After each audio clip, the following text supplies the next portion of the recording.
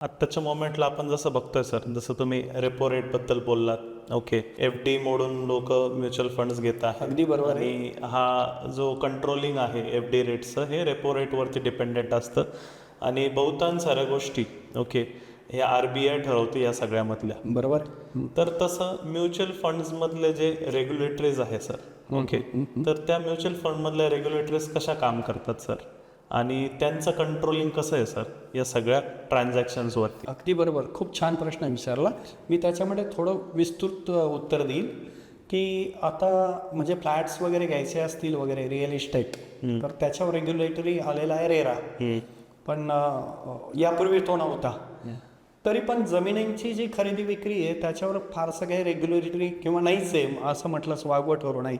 आणि म्हणून आपण जो म्हणतो की आजही मोठ्या प्रमाणामध्ये जो काळा पैसा आपण म्हणतो तो डंप होतोय ना, तो रिअल इस्टेटमध्ये होतोय आणि त्यामुळे जमिनी महाग पण होत आहेत. तर त्याच्यावर रेग्युलेटरी नाही आहे. अशा तुम्हाला अनेक गोष्टी आढळतील की त्याच्यावर रेग्युलेटरी नाही आहेत.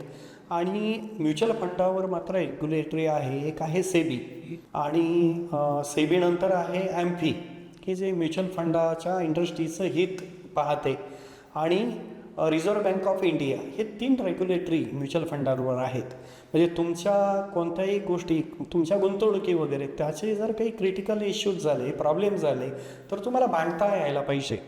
आणि सेबी, भारताची सेबी सुदैवानं आपल्या सर्वांच्या भाग्य असं आहे की अतिशय पारदर्शक आहे आणि तिचं नियंत्रण ना प्रचंड चांगलं आहे किंवा जबरदस्त आहे असं आपल्याला म्हणता येईल. दॅट इज वाय म्युच्युअल फंडाला भवितव्य मोठं आहे.